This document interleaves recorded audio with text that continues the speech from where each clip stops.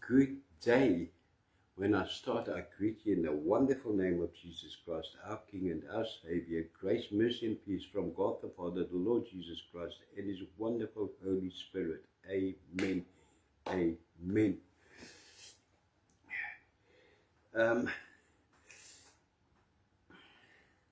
Sorry. Today I'm going to not stand but sit. For a simple reason, I am in a lot of pain. I have a hip, I need to go for a hip replacement, and it's been a couple of days now that I've been in constant pain, and it might be easier for me to sit halfway and stand halfway, so bear with me, please. Let's close our eyes. Father, we come to you in the wonderful name of Jesus. We thank you, we honor you, we praise you. You are God, you are magnificent, you are the one and only God. Father, I bring to you everyone with their own problems, Lord, whether it's from illness to finances to relationships, no matter what it is, Lord, we come to you, we depend on you, we have nowhere else to go and no one else to go to. Thank you for being God. Thank you for being almighty and holy. Thank you, Lord, for Jesus, that you revealed, although you cannot be seen, Lord, you had us in mind, and you wanted to reveal yourself to us, and you revealed yourself through your Son, Jesus, to us. Thank you for that. Lord, bless everyone who's been faithful with their tithes and offerings, and bless them according to your riches in Christ, and speak to us this morning. Thank you, Lord, that this will go well in the power of the Lord. Speak. We are here to listen. In Jesus' name, amen. Amen and amen. Thank you, Lord Jesus. Right. Today's message is not like the normal message. It's rather, I would say, if I have to classify this, it will, or categorize this, it would rather be a teaching than anything else. But teaching that is still very uplifting. Thank you, Lord. It is all about seeing the unseen God. The scripture is 1 Timothy chapter 6 verse 16. Right, let's start somewhere.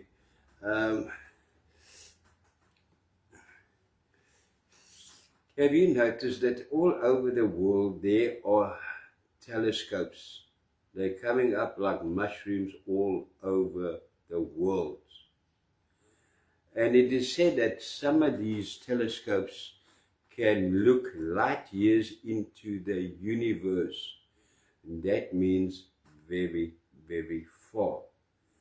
One of my questions are, Lord, why these telescopes? What is man trying to do? Are they just, is man just interested in the beauty of the universe, the stars, the galaxies, or is man trying to find you, to see God? If you look at some of these humongous telescopes we have in South Africa, we are popular with telescopes. We have a telescope in the Northern Cape in Sutherland, the largest telescope in the world and the most powerful telescope in the southern hemisphere. It is called the SALT telescope. The SALT, just for interest, means Southern African largest telescope. Then there is another one just behind him, also massive, in Carnarvon in the Northern Cape as well. The one that is called Meerkat. And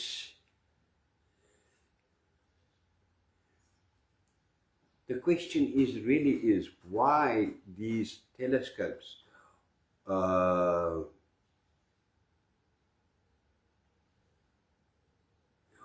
is man trying to find God, to see God with these telescopes? Well, the word of God is very clear about it. God cannot be seen by man.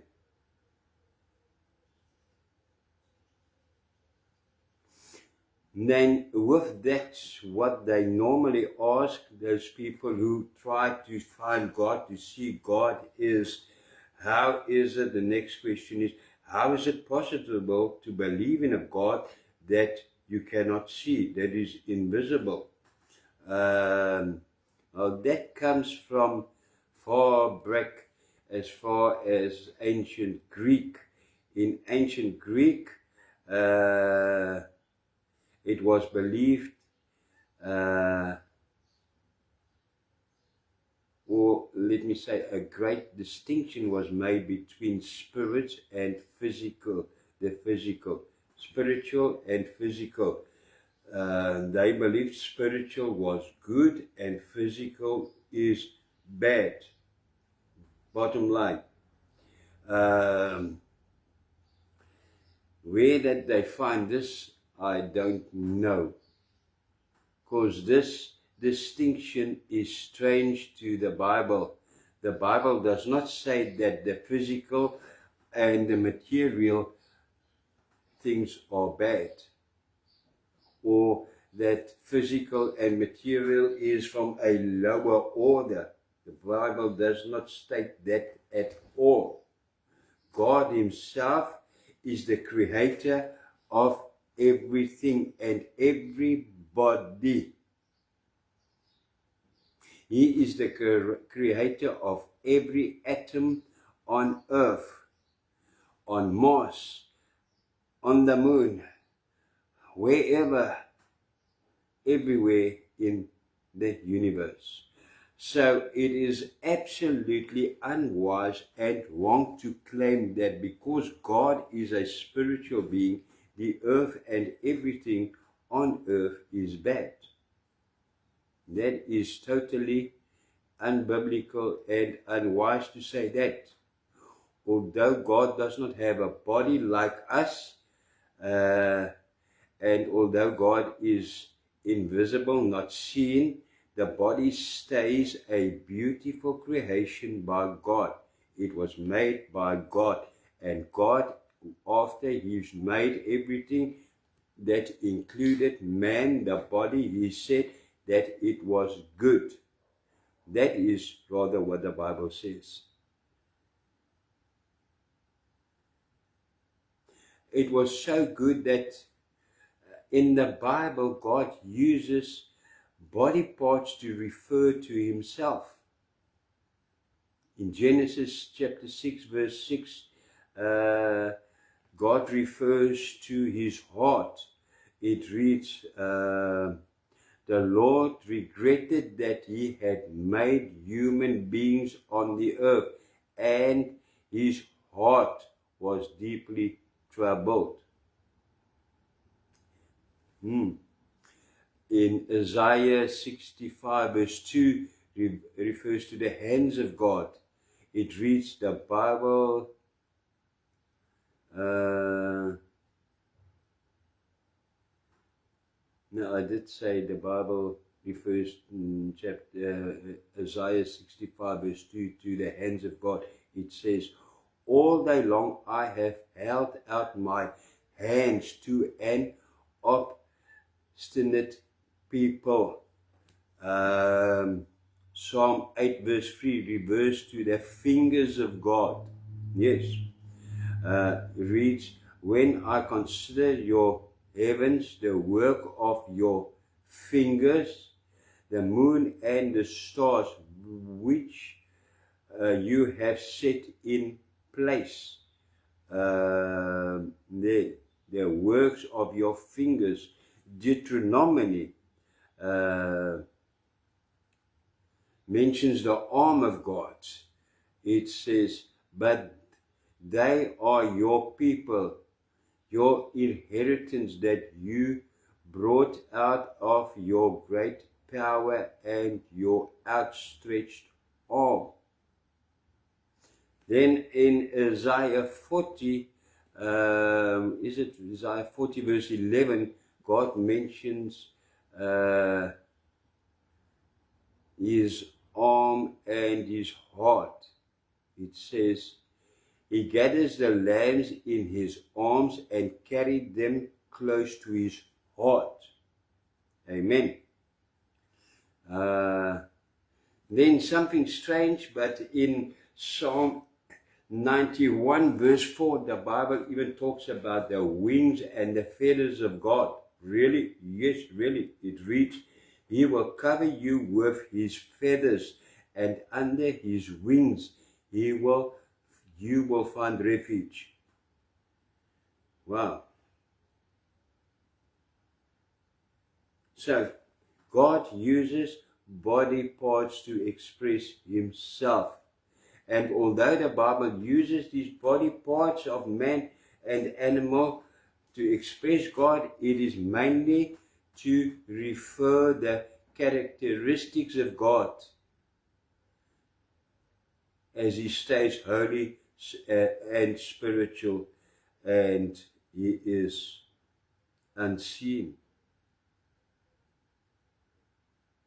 So, although he uses body parts in the Bible, the body parts are not an indication that God has body parts, because it rather refers to his character. I've just said it. The hand of God refers to his care and to his providence. His stretched arm refers to his power. His heart refers to his will. The fact that God uses body parts to refer to himself proves that the body itself is as such not bad or sinful. Amen. God would not use it to refer to himself, who are holy, if it was not holy, if it was not good. The body is a perfect creation of God, but at the same time, the Creator rises above his perfect creation. Sorry. Sorry about that one. So,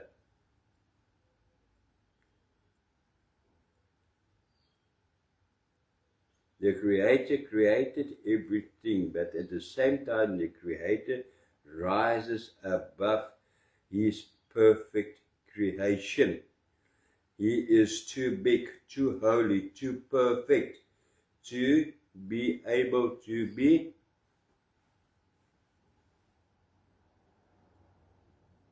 just normal, with normal body. You understand what I'm saying?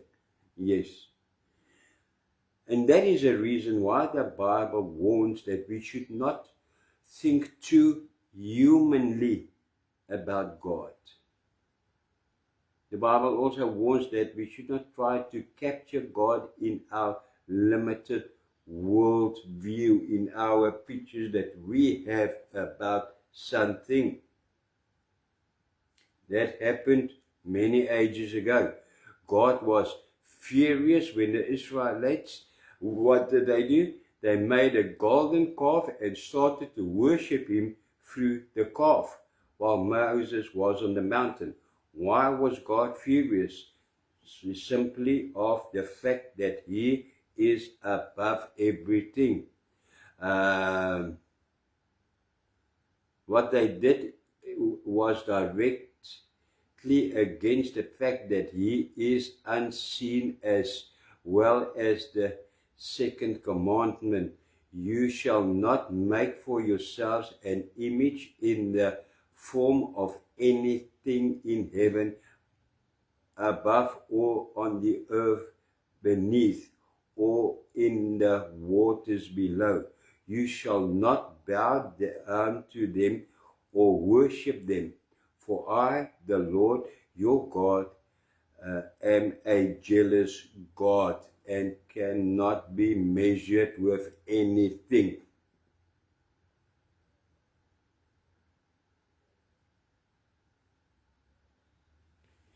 That is God. He is holy. He is above his creation. He is bigger than creation. That's why everything and anything that he made, he is above that. He cannot be made. Right.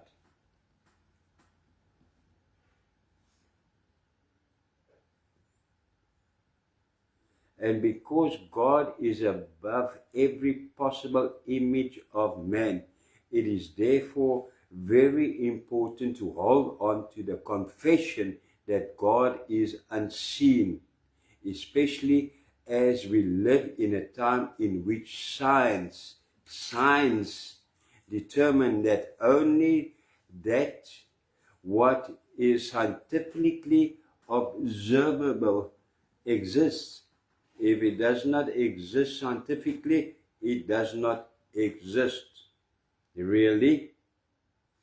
But they don't even believe what they say themselves. Because there are things that exist that cannot be seen by science. But it is still part of the reality.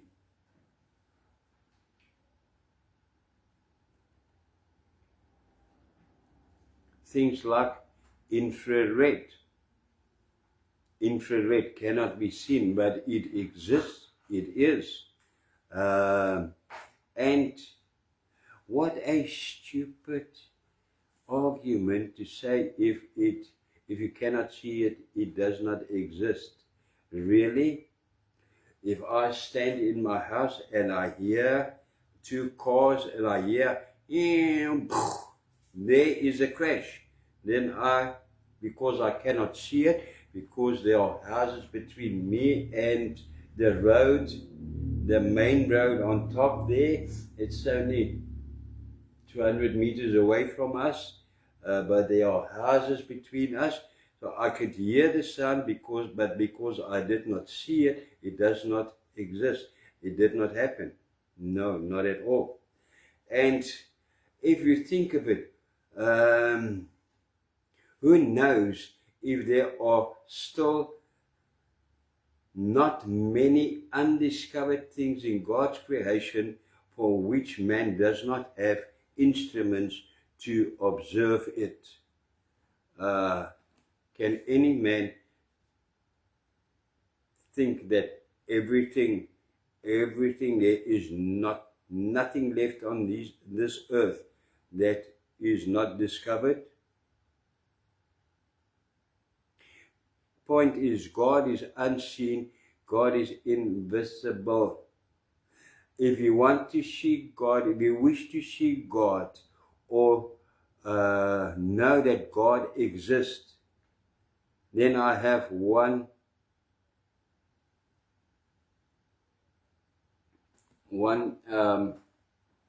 tip for you, and that is look at the works of his hands. Look at the words of the hands of God. You will see that God exists. God is almighty, holy, and unseen. Why does God chose to be holy and unseen and almighty? For a simple reason. If you think of it, it makes a lot of sense. While God He stays holy and almighty and unseen, it keeps man modest. It cannot do anything else but to keep man modest, because it is a permanent reminder that God is so much bigger than man, that is bigger than everything. That is why He cannot be created or copied or anything. Wow, wow, wow. God stays unseen because it keeps us modest on our knees. I read an article about a man who said it is a talk show, and this guy was there, and there was this guy, I don't know who he is, but he answered as many questions as possible, and they were he was more into the Bible. I was quite impressed with this guy. But someone asked him or said, I will never be able to believe in God unless I see God. Well,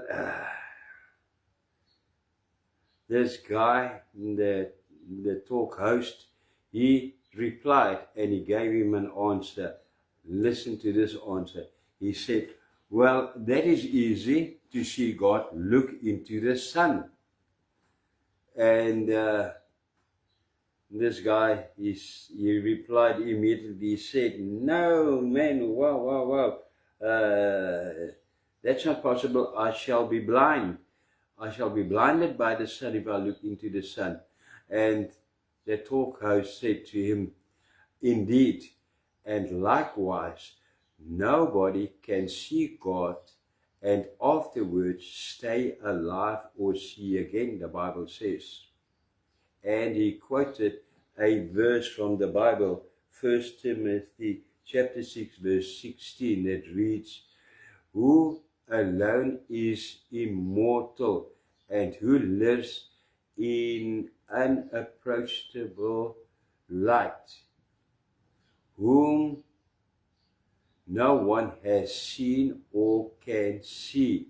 To him be honor and might forever. Amen. Should I read it again? He read 1 Timothy chapter 6, verse 16. Who alone is immortal and lives in unapproachable light, whom no one has ever seen or can see. To him be honor and might forever. Amen. That sums up everything. No man can see God. The Lord told Joseph that as far back as in Exodus chapter 33, verse 20, when he said to Moses, but he said, you cannot see my face. You cannot see my face, for no one may see me and live. Amen. That's what God said himself. There are so many other things to be more excited about than to be able to see, I want to see God, really. If you just think of the message about the fullness of time. What is that? I've never heard of that. No, that's something in the way I call it. The message of the fullness of time is that the unseen God decided to reveal himself on earth with Jesus becoming a man. That is much more exciting. Colossians chapter 1 verse 15 is very clear about it and reads, "The Son is the image of the invisible God, the firstborn over all creation." So what happened here with the coming of Jesus? Wow, wow, wow. God, the unseen God, became visible to man through Jesus. His love, his care, it became visible through Jesus.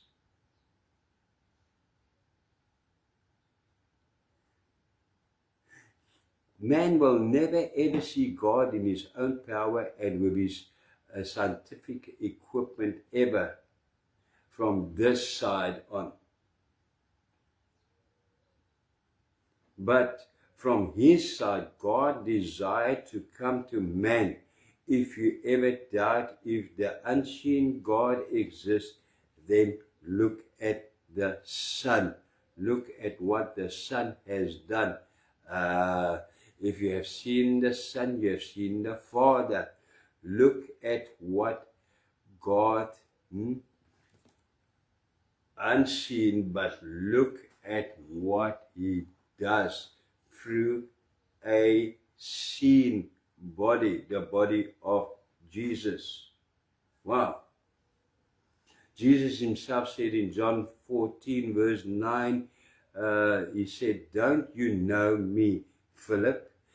Even after I have been among you for such a long time, anyone who has seen me has seen the Father. How can you say, 'Show us the Father'?" The Lord is asking us the same question again today in our age. If you have seen Jesus, how can you ask, "Show me the Father"? Because it is a Trinity, 1, 3 in 1. If I've seen Jesus, I've seen the Father.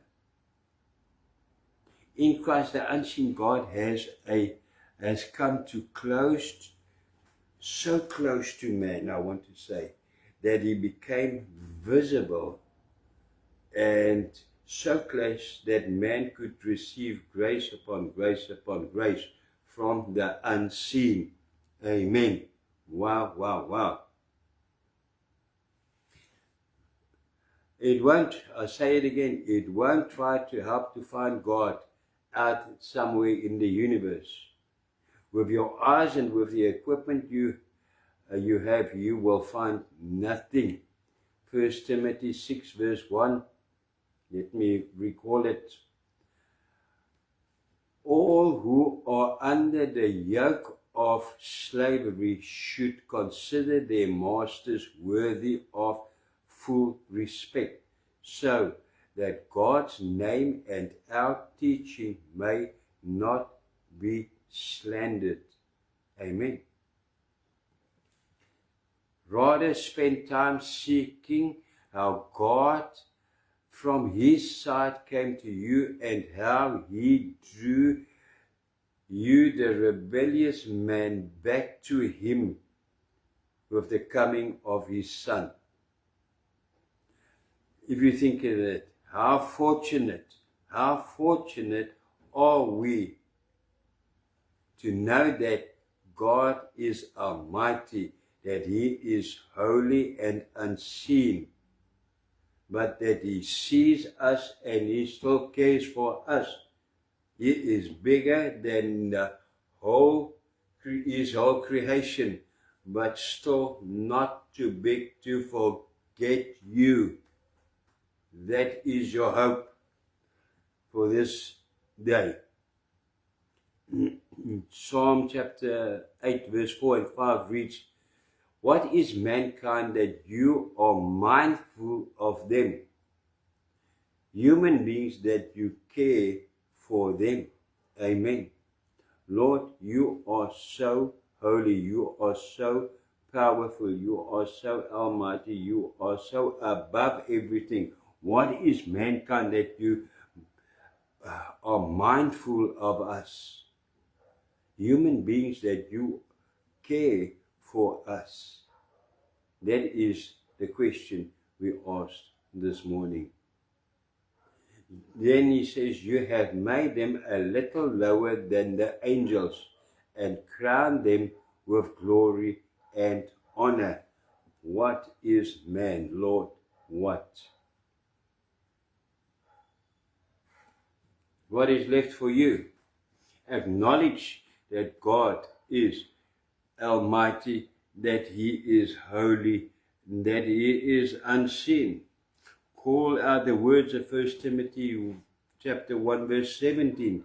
Daily say to the Lord, to the King, eternal, immortal, invisible, the only God, be honor and glory forever and ever, today as well. Amen.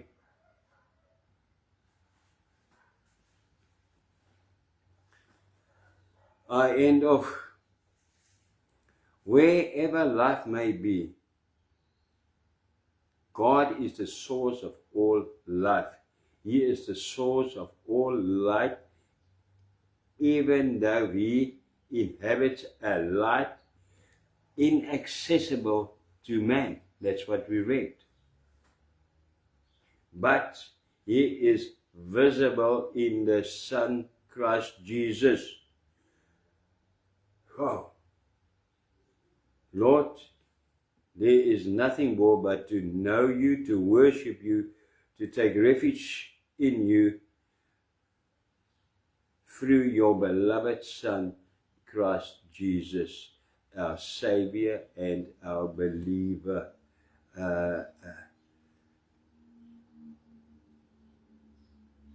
Glory to You. Thank You. In fact, thank You. Now that I understand it better, Lord, this morning, thank You that You are not seen. Wow. It makes me even more modest. Be modest. Stay on your knees. Worship God.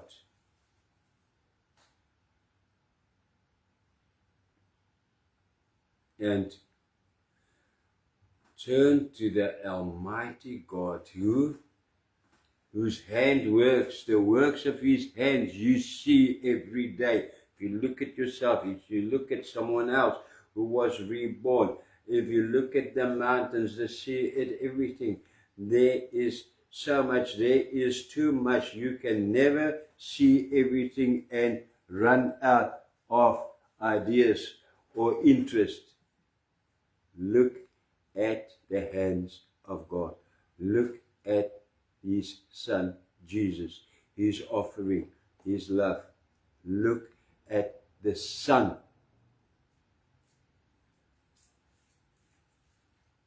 And the words of, what was it? Just let me go back there.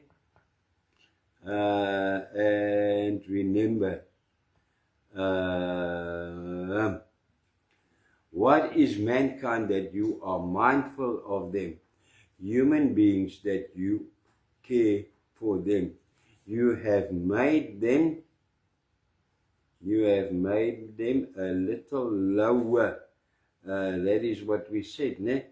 A little lower than the angels. Yes, Lord. What is man? We honor You in Jesus' name. We honor You. You crowned me with glory and honor in Christ.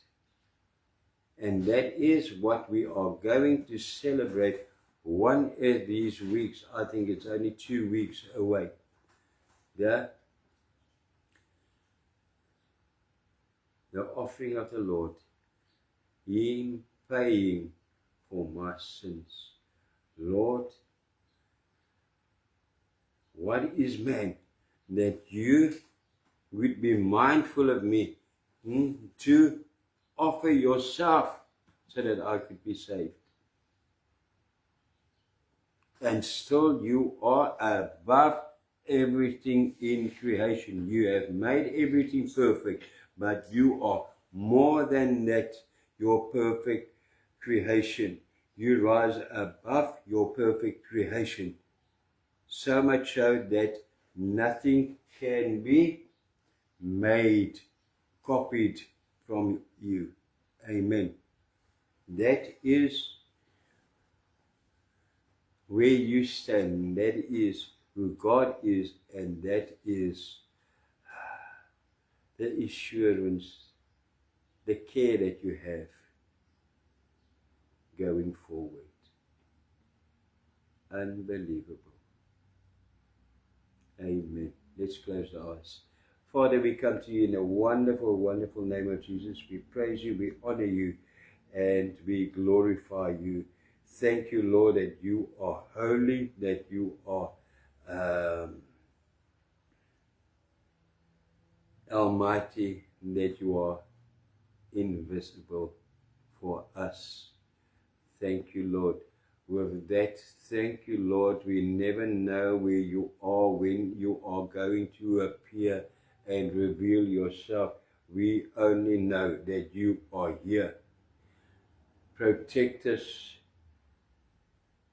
with the blood of Jesus. Thank you for showing, making visible your love for my salvation through your Son. Cover me in your blood. Surround me with your angels. And keep me in this position in you. Thank you, Lord, that you think of me. Amen. Amen and amen. I trust the Lord that you have a lot of hope going forward, and yes, don't doubt. Take the word of God. See who he is. Look around you. See who God is. Amen. Until next time, God bless. Receive the blessing of the Lord. Yerecha cheta Adonai lishmarecha. Ya era Adonai pawani lecha vechukonechta. Yesa Adonai pawani lecha ve'asem lecha.